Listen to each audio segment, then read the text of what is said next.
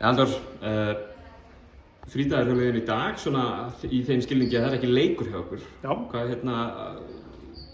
ef við tökum saman þessa tvo leiki sem búnir eru á móti Íslandi og Danmörku, hvernig tilfinningin svona að tapa þessum tveimur? Bara leiðilegt að tapa, en klálega bæting á milli leikja og það sem við erum að vinna á það, að vera betra lið og innan sem við vitum allar. Þannig að frídagurinn er líka góður til að styrkja mórósku hliðina og svona og klálega bæting á leik okkar gegn Dönum. Ég tel að Danir sé töluvert sterkari lið heldur en Eistar, eða mér fannst það allavega svona mín tilfinning og veit ekki hvort að þetta er bara eitthvað smá skjálfti í okkur eða eitthvað að leika á móti Eistunum, en mikið og gott það sem við erum búin að fara vel yfir, og það sem við vildum sjá í leiknum á Danmörku, það var að virka betur. En auðvitað náttúrulega punktar sem við erum að fara að vinna í núna á æfingu og bara halda áfram að reyna að vera betri dag frá degi á NM. Það er þessi margumtalaða vegferð sem talað um. Þetta er mót, þetta er æfingamót og hitt og þetta, þó sé gaman að vinna og allt það og leiðilegt að tapa, svo bara í keppni. Hvaða jákvæða punktar tekur út úr vegferðin sem liðir á svona þessi síðustu daga hérna úti? Bara mjög marga held ég. Við erum fyrsta leið bara sem þjálfari og við þjálfarteymið erum að læra betur inn á leikmennina og hvaða tendency þeir eru með og aðlaga okkur þá að þeim með það, hvað þær eru bestar í, hvernig við eigum að reyna að utilize það. Þú sér það kannski ekki á okkur tveim æfingum í jólinn eða þú þarfst að vera með manneskjunni og læra inn á þér og það er svona sem þessi þjálfari tekin, en vegferðin sem liðið og taktíslega séð er náttúrulega bara við erum að læra meira inn á.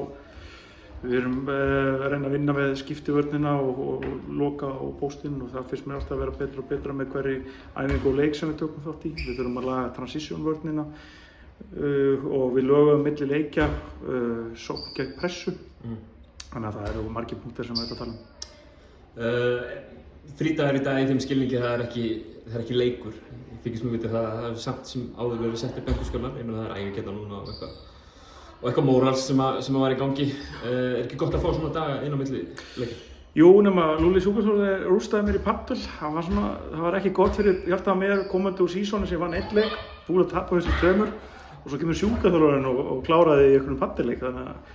Þannig að ég þarf að fara að fá eitt sigur og að spurning hvort ég fari skælbrast einn við eitthvað og verði inn að vinna þannig og þar sé kannski líkuna með mér.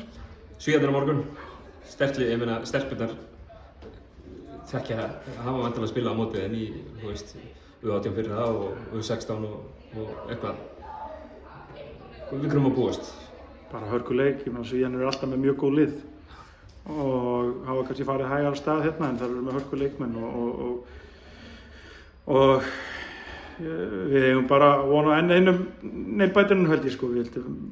Við séum bara lið sem eigum að geta verið í leikjum og unnið alla leiki, en þetta er bara ekki búið að detta hjá hvoru liðinu U18 kalla auðvitað kvenna. Þetta er smá meiri faith on our side, ef við getum orðað, og þá væru allir hérna í blóma og ég og þú erum að poppa þetta í kampæninu hverju einstu kvöld. En því miður þá erum við meira ofan í tölvunni og lesa af hverju maður ekki vinna og þá er kannski 1-2 skot hingað og þangað.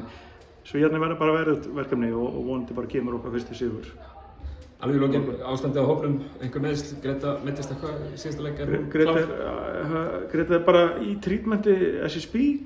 Hún er að díla við smá höfuðmeiðsli og hefur gert það áður en samkvæmt Lúlla þá ætti hún að vera klár á morgun og við skoðum það bara eftir æfingu og svo eru bara svona 1-2 hnjask ef þú keppir 5 leiki á 6 dögum þá verður 1-2 högg sem verður verra að stíga aðeins í löppina en ekki til að kvarta yfir núna alltaf.